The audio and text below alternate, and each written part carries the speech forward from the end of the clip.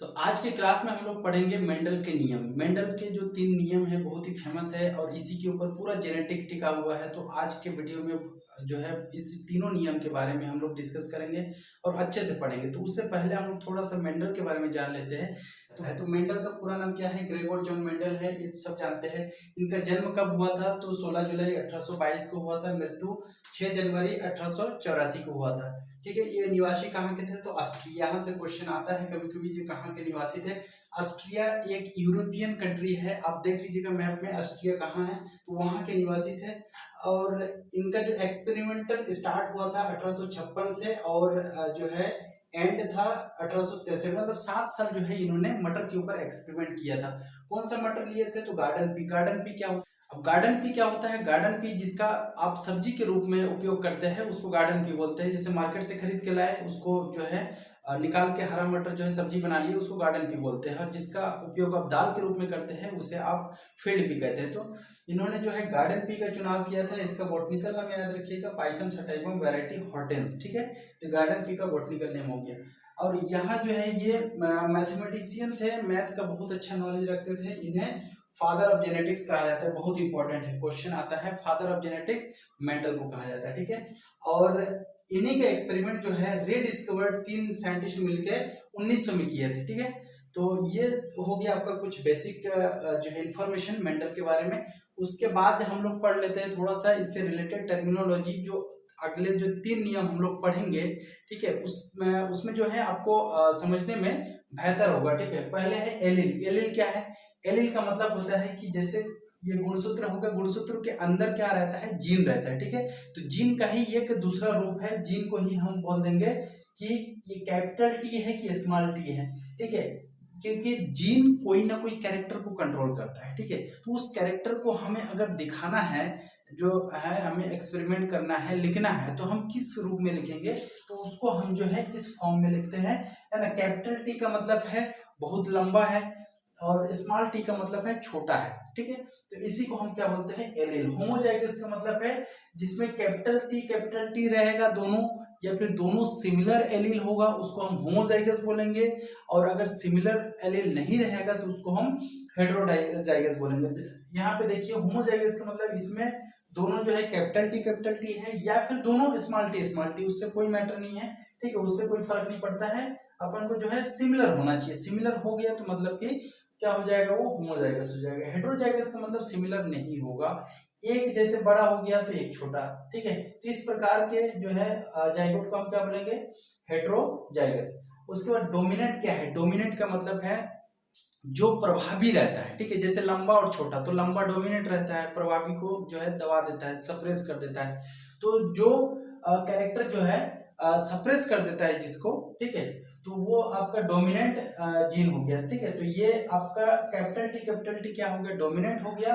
और small T recessive. जैसे छोटा पौना जो पौधा रहेगा उसको दबा देते हैं। ठीक है। जो लंबा पौधा है वही अपन को दिखता है, तो लंबा वाला क्या हो गया?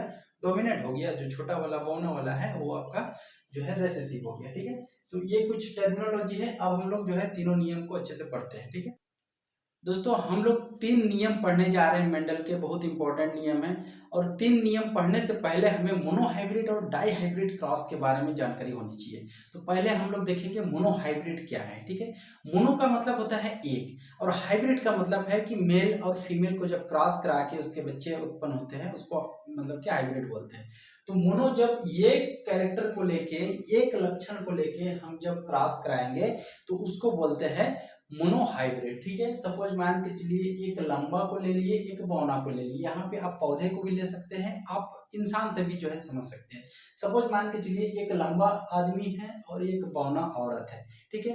तो इनके पास जो है कैपिटल टी है, और बौने के पास जो है स्मॉल टी। हम जो है कैपिटल टी से दर्शा रहे हैं लंबे को और स्मॉल टी से दर्शा रहे हैं बौने को। ठीक है।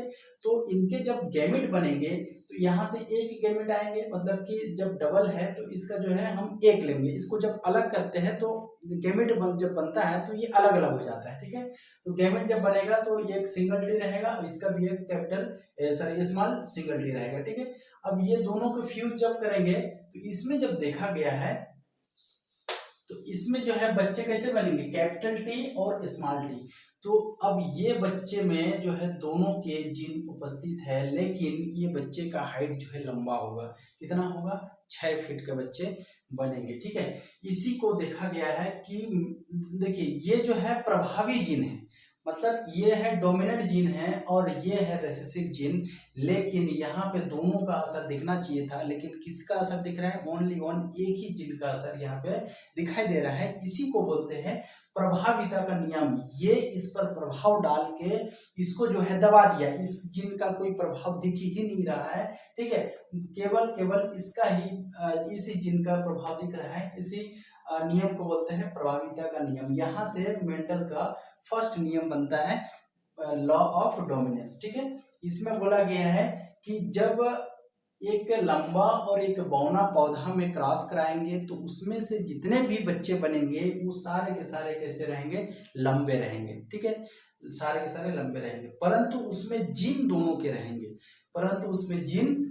रहेंगे, ठीक है, इसको बोलते हैं लॉ ऑफ डोमिनेंस। इसके कुछ एक्सेप्शन भी हमें मिले हैं जो है, जैसे कि इनकम्प्लीट डोमिनेंस और को डोमिनेंस, इसके एक्सेप्शन है। ठीक है, अपवाद है। अब इसमें देखिए क्या होता है कि जैसे लंबा और बौना को जैसे क्रॉस करा दिया, तो कभी कभी ऐसे रेयर केस में जो है हो जाता है कि ये 5 फीट के बच्चा जो है बन जाए, इसके दोनों के मीडियम, जैसे ये 6 फीट का है, ये 4 फीट का है, तो बच्चा बन गया 5 फीट का, तो इसको बोलते हैं इनकम्प्लीट डोमिनेंस, है ना। तो ये इसके अपवाद है, कितना होना चाहिए, 6 फीट के, बन गया कितने, 5 फीट के, तो ये इसके अपवाद है। तो इस नियम के ये कुछ जो है अपवाद है, इसको जो है आपको ध्यान रखना है कि इनकम्प्लीट डोमिनेंस और को डोमिनेंस इसके अपवाद है।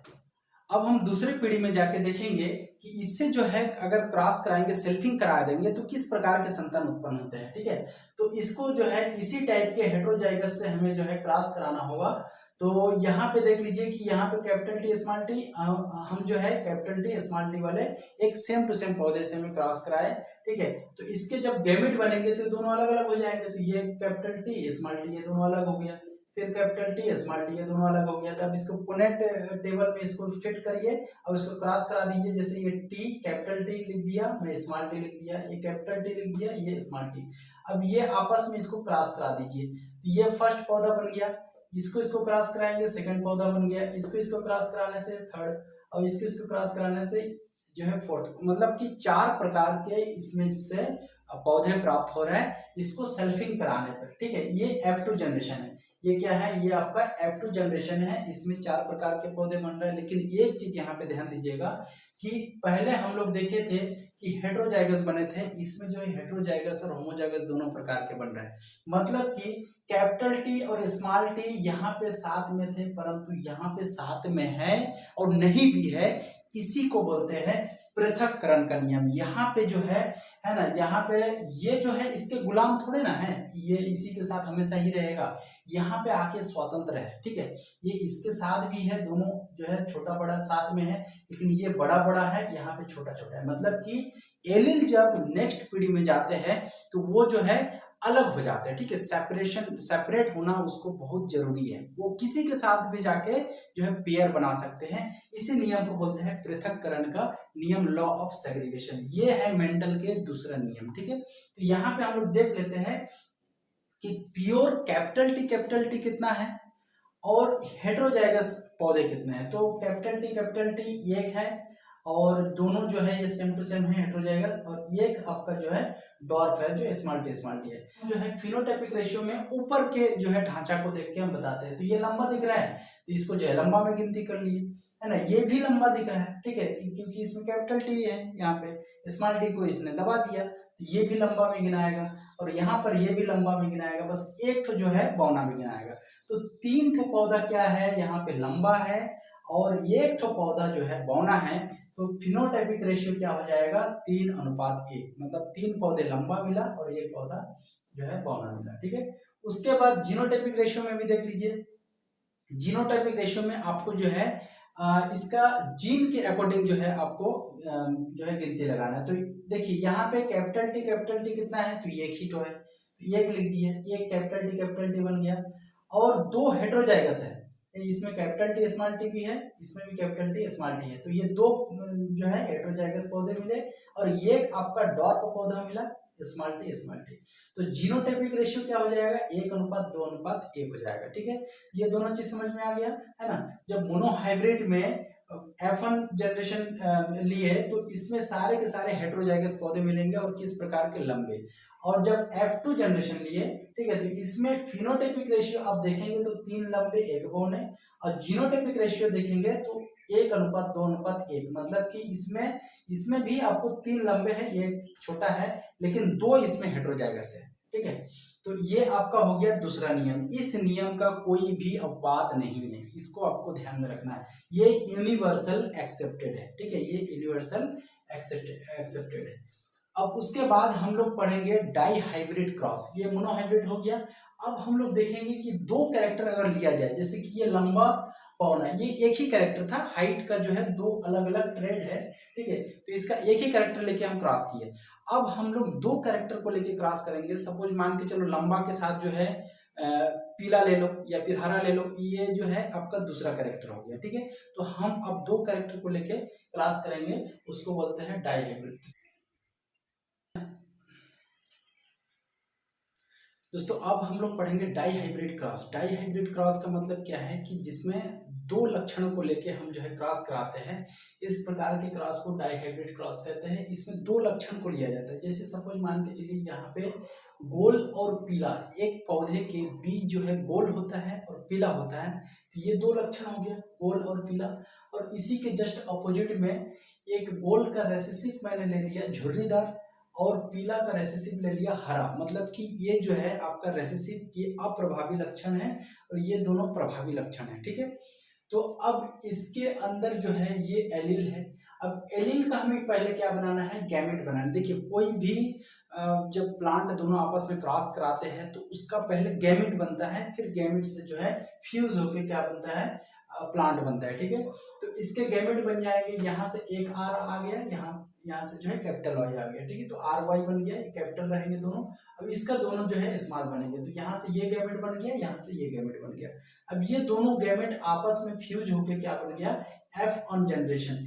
ये वाला जो पौधा बना, ठीक है, ये कैसे बना, गोल और पीला। देखिए यहाँ पे जो है दोनों लक्षण के प्रभावी और अप्रभावी दोनों ही जीन उपस्थित है, लेकिन यहाँ पे आपको दिखाई देगा गोल और पीला, मतलब कि ये जो है आपका डोमिनेंट शो कर रहा है। ठीक है, अब इसी को जस्ट हम सेल्फिंग करा के जब नेक्स्ट पीढ़ी में ले जाएंगे तब हमें कुछ अलग चीज देखने को मिलेगा।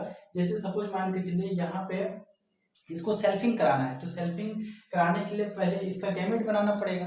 ठीक है, तो गैमेट बना दिए तो आर और वाई, अगर आपको गैमेट बनाना नहीं आता है ना तो आप जो है यहाँ पे इस प्रकार से सीख सकते हैं। तो ये दोनों को पहले अलग कर दो। ठीक है, तो आर वाई, तो आर वाई आपने लिख दिया। फिर उसके बाद जो है आर वाई जो छोटा वाला है ना, इसको जो है आप इसमें इस प्रकार से आप क्रॉस कराइए, आर के साथ दोनों को क्रॉस कराइए पहले, फिर वाई के साथ दोनों को क्रॉस कराइए। तो आर और से अब बन गया है capital R small R, R और वाई से बन गया स्मॉल जो है कैपिटल आर स्मॉल वाई, जो है कैपिटल वाई आर से बन गया जो है वाई आर, और वाई वाई से बन गया है वाई वाई, मतलब इसमें एक कैपिटल रहेगा एक स्मॉल रहेगा। तो इस प्रकार के अपन के पास जो है 4 ठो जो है क्या बन गया, गैमेट बन गया। ठीक है, अब इसी को जस्ट जो है आपके एक सेम टू सेम दूसरा प्लांट से हमें क्रॉस कराना है। ठीक है, तो सपोज मान के चलो ये 4 गैमेट्स को मैंने यहाँ पे लिख दिया, चारों गैमेट्स, और ये सेम टू सेम दूसरा जो है प्लांट लेना है जिसका भी 4 गैमेट ऐसी ही हो, उससे हमें क्रॉस कराना है। अब देखते हैं, अब देखिए यहाँ पे कुछ हमें ऐसे पता चला, ये जो गैमेट बना है ना, तो ये अपने हिसाब से अपने जो है अच्छे स्वेच्छा के अनुसार जो है किसी के साथ भी दोस्ती करके जो है प्लांट बना रहे हैं। देखिए ये इसके साथ दोस्ती हो गया तो ये प्लांट बन गया, ये इसके साथ दोस्ती हो गया तो ये प्लांट, ये इसके साथ हुआ तो ये वाला बन गया।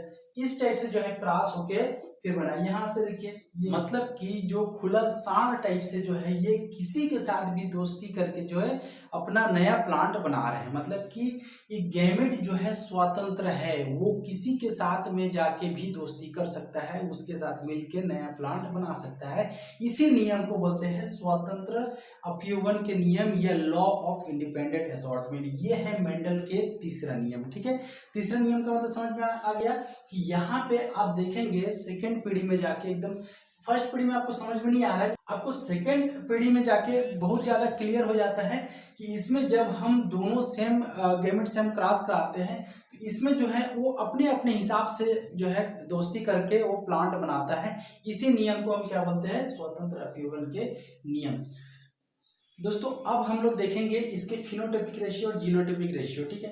तो फिनोटाइपिक रेशियो जो ऊपर की बनावट, ऊपर की दिखावट जो होती है उसको फिनोटाइपिक रेशियो, जो अंदर की दिखावट होती है, अंदर की बनावट होती है, उसे जीनोटाइपिक रेशियो आप ऐसे समझ सकते हैं। तो फिनोटाइपिक रेशियो इसका आता है 9:3:3:1 और जीनोटाइपिक रेशियो 4 पहले लिखिए, फिर उसके बाद 2 को 4 बार लिख दीजिए, फिर उसके बाद 1 को 4 बार लिख दीजिए, तो ये आपका जीनोटाइपिक रेशियो बन जाएगा। अब इसका एक टेस्ट क्रॉस रेशियो होता है, ये 4 बार 1 है, तो ये इसका जो है फिनोटाइपिक, जीनोटाइपिक और test cross ratio. I hope आपको ये तीनों लॉ समझ में आ गया। अगर वीडियो अच्छा लगे तो आप लाइक कर दीजिए, सब्सक्राइब कर दीजिए और मेरे चैनल को सब्सक्राइब कर लीजिए। धन्यवाद।